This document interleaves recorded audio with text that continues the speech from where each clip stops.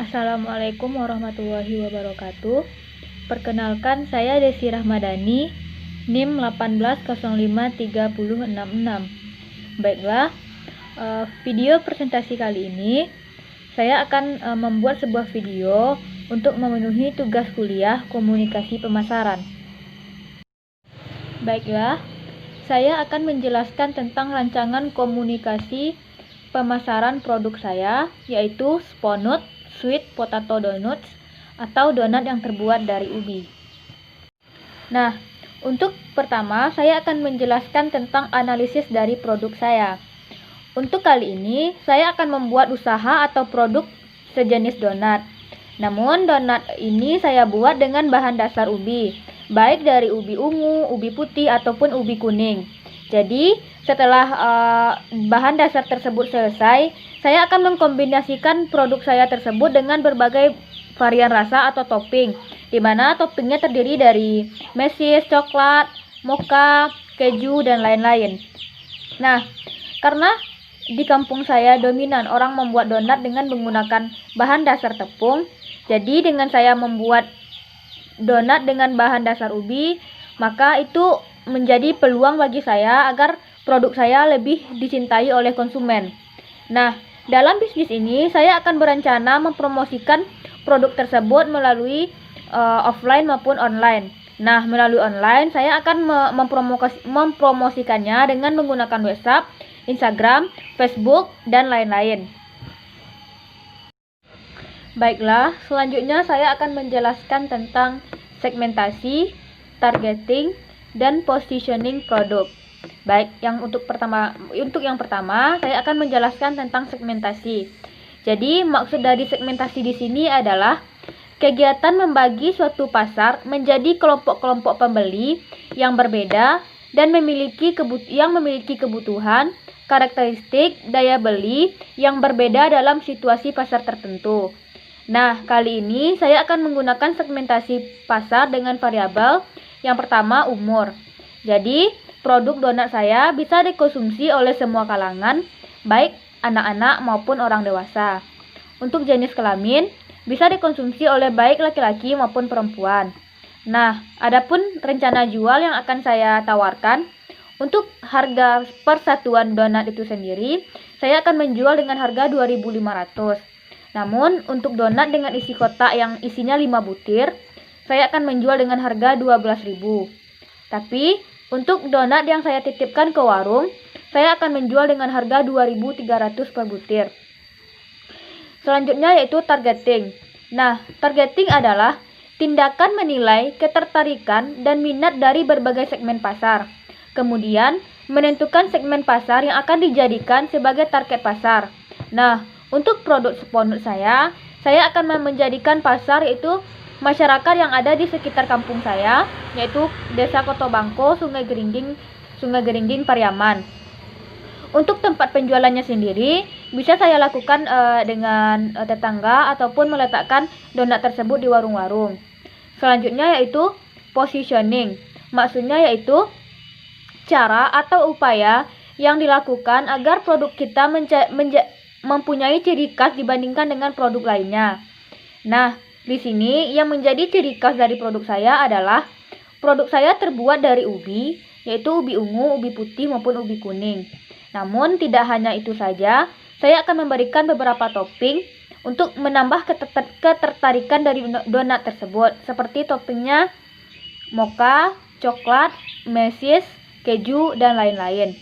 Nah, dengan adanya topping tersebut, maka baik anak-anak maupun orang dewasa tentu akan menyukai produk tersebut, di mana jika dimakan, produk tersebut akan terasa manis, namun juga mengenyangkan karena bahannya yang terbuat dari ubi.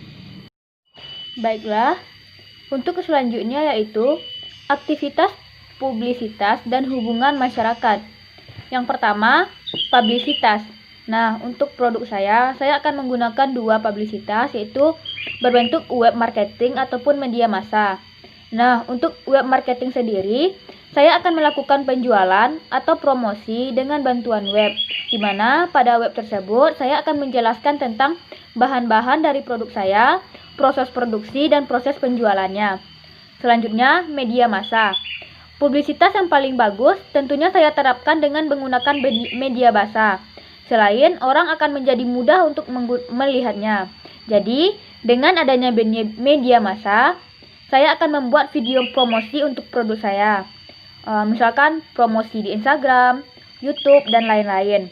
Selain itu, saya juga akan menyebarkan pamflet atau brosur-brosur agar orang menjadi semakin tertarik dengan produk saya. Selanjutnya, hubungan masyarakat. Hubungan masyarakat merupakan kiat pemasaran yang penting, di mana perusahaan tidak hanya berhubungan dengan pelanggan, pemasok, dan penyalur, tetapi harus berhubungan dengan kumpulan kepentingan publik. Nah, untuk itu, saya akan menawarkan atau bekerja sama menjalin hubungan baik dengan orang-orang yang akan mengadakan suatu acara atau suatu event. Nah, bisa saja saya menjadi sponsor dalam acara tersebut. Saya akan memberikan feedback kepada event tersebut karena mereka telah membantu saya mempromosikan produk saya. Selanjutnya, strategi pemasaran. Ini terdiri dari 3. Yang pertama, promosi. Dalam bisnis saya berencana untuk mempromosikan produk saya baik secara offline maupun secara online. Yang untuk secara offline, tentu saya akan membicarakan secara langsung atau memperkenalkan secara langsung produk saya kepada tetangga-tetangga atau masyarakat sekitar. Sedangkan dengan menggunakan online, saya akan menggunakan media massa seperti Instagram, Facebook, dan lain-lain agar lebih banyak teman-teman dan orang-orang yang tahu tentang produk saya tersebut. Selanjutnya, pengembangan pasar. Produk yang telah berhasil diciptakan untuk penjualan offline, pertama kali saya akan mencoba atau menawarkannya kepada tetangga sekitar rumah saya. Nah, jika responnya baik, maka saya akan melanjutkan kepada warung-warung atau tempat-tempat umum untuk melakukan penjualan tersebut. Tidak begitu pula dengan penjualan secara online. Selanjutnya, pengembangan produk. Untuk pengembangan produk, saya akan melihat bagaimana respon pasar terhadap spondon yang akan saya buat. Jika respon pasar tersebut baik, maka saya akan mengembangkan bentuk-bentuk baru atau rasa-rasa baru dari produk saya itu sendiri.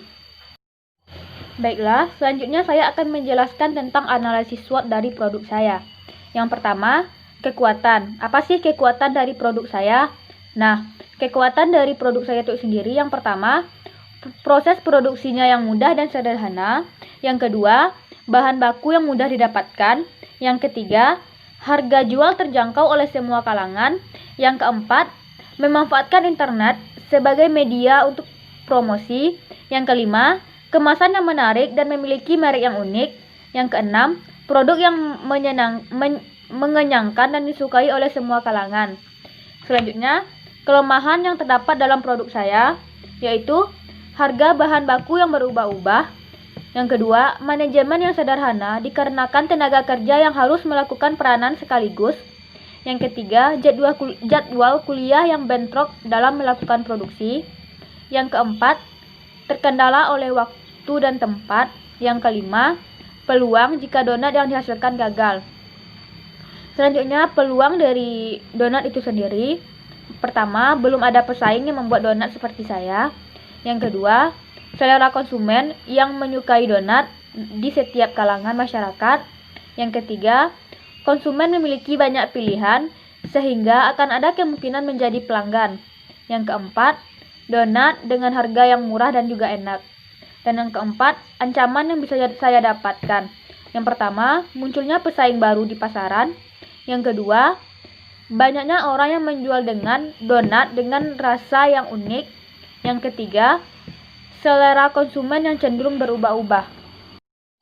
Baiklah, selanjutnya, strategi periklanan untuk produk saya. Sebelum memilih media apa yang akan saya gunakan dalam memasarkan produk saya, maka terlebih dahulu saya akan menentukan target pasar. Untuk saat ini, saya berencana untuk memasarkan produk saya kepada seluruh kalangan masyarakat, mulai dari anak-anak sampai orang dewasa.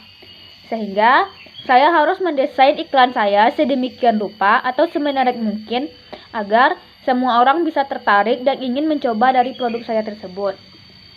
Saya berencana menggunakan media online, yaitu media sosial, karena menurut saya, media online sangat efektif untuk memasarkan produk saya.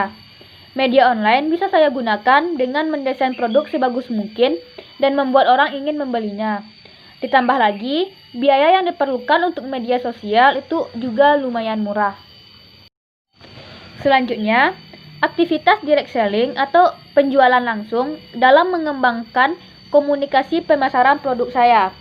Nah, untuk pengertian dari direct selling sendiri adalah metode penjualan barang atau jasa kepada konsumen dengan cara tatap muka di luar lokasi eceran, tetap oleh jaringan pemasaran yang dikembangkan oleh mitra usaha dan bekerja sama berdasarkan komisi penjualan. Nah, untuk itu saya berencana dengan menggunakan single level marketing atau pemasaran tingkat 1. Maksudnya yaitu metode pemasaran barang atau jasa dari sistem penjualan langsung melalui program pemasaran berbentuk satu tingkat, di mana saya sebagai direct sales selaku mitra usaha mendapatkan komisi. Nah, selanjutnya pamflet atau brosur yang rencananya saya desain bisa dilihat seperti gambar di samping. Selanjutnya, spekulasi biaya promosi. Yang pertama, untuk melakukan print brosur atau pamflet yang telah saya buat, saya memperkirakan dengan harga 35.000. Selanjutnya, paket data internet dalam waktu sebulan yang saya butuhkan yaitu sekitar 75.000. Jadi, total harga atau anggaran yang saya perlukan untuk biaya promosi tersebut sekitar 105.000. Baiklah, mungkin hanya sekian video presentasi yang dapat saya sampaikan. Jika ada kekurangan, saya mohon maaf. Assalamualaikum warahmatullahi wabarakatuh.